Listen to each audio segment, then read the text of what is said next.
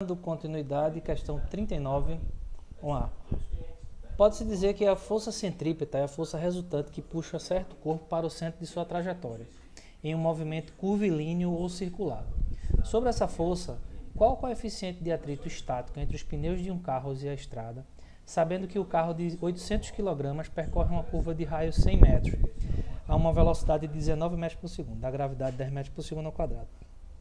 Então, o que a gente tem que saber disso? Força centrípeta, ela se manifesta de várias maneiras, né?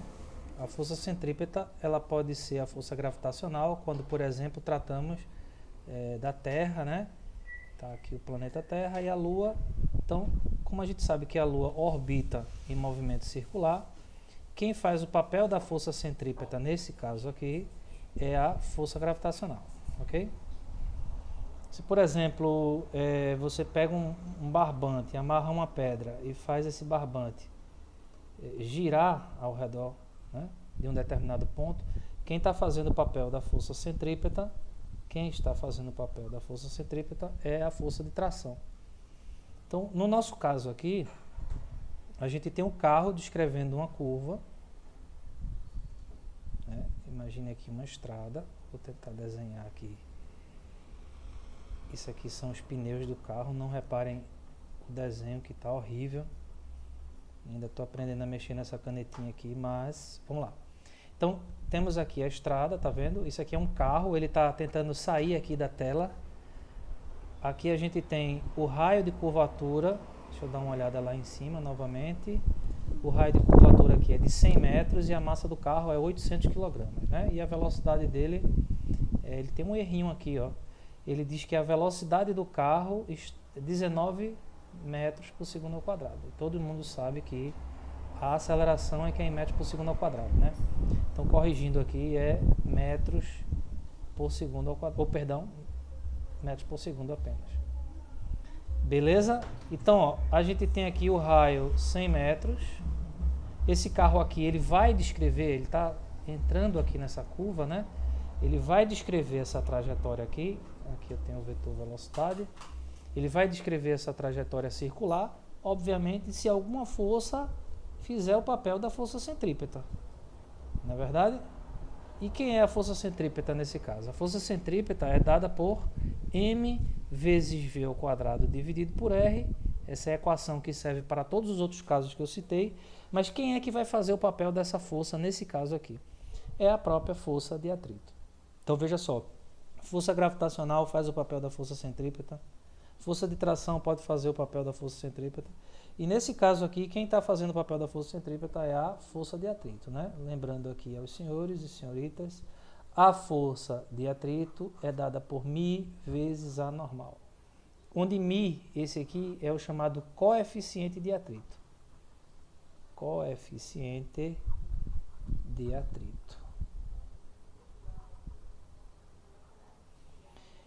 Multiplicado pela força normal. Quem é a força normal? Está aqui, ó. A força normal e a força peso. Tá certo? O desenho está um pouquinho carregado, mas é muito simples. A gente tem simplesmente um carro entrando numa curva. Essa visão aqui é uma visão frontal do carro. Eu tentei fazer essa visão frontal. Então, quais são as forças que atuam aqui? A força centrípeta, que no caso é a força de atrito, a normal e o peso, e aqui ainda tem o vetor velocidade. Então, o que é que eu vou fazer? Eu vou dizer que uma é igual a outra. Eu vou igualar aqui essas duas equações. Beleza? Então, vamos lá. Como quem está fazendo o papel da força de atrito é a força centrípeta é a força de atrito, vamos ver qual é a pergunta da questão. Pode-se dizer que a força centrípeta, sabendo que o carro percorre sobre a força, o coeficiente até que enfim aqui achei. Ele pergunta o coeficiente, né? Pergunta qual o coeficiente de atrito estático entre os pneus do carro e a estrada. Beleza. Então, vamos igualar aqui as equações, né? Então, ó, força centrípeta vai ser igual a força de atrito. Eu poderia colocar aqui ao contrário, né? Já que a força de atrito, o que eu estou procurando é o coeficiente de atrito. Então, vamos lá. Então eu tenho aqui, ó, m vezes v ao quadrado dividido por r. A força de atrito é μ vezes a normal. Nesse caso aqui, a normal, ela em módulo vai ser igual ao peso, né? Veja que uma força se opõe à outra aqui, ó. A direção é a mesma, mas o sentido é o contrário. Então eu posso pegar aqui, ó, mv ao quadrado sobre r, e eu posso já dizer que N é massa vezes a gravidade. Então, ó, vai morrer aqui, ó, massa com massa, beleza? E o μ, que é o coeficiente de atrito, eu vou isolar. Se você observar, ó, μ vai ser v ao quadrado dividido por rg. Perceberam o que eu fiz aqui, ó? Eu isolei esse camaradinho aqui e passei o g para cá dividido. Beleza? Então, ó, μ vai ser v ao quadrado. Quem é a velocidade? Vamos dar uma olhadinha lá. A velocidade foi aquele erro, né? Velocidade 19 metros por segundo e não 19 metros por segundo ao quadrado. Portanto, 19 ao quadrado dividido pelo raio, que é 100, dividido pela gravidade, que é 10, ok? 19 ao quadrado vai dar 361. E aqui eu tenho 1000. Beleza? 100 vezes 10.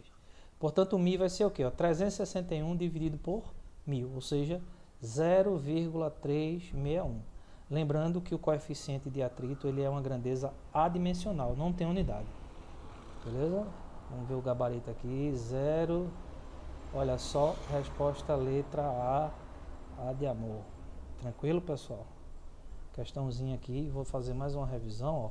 Força centrípeta foi desempenhada pela força de atrito. Eu fiz o quê? Igualei uma expressão à outra. Olha aqui, ó.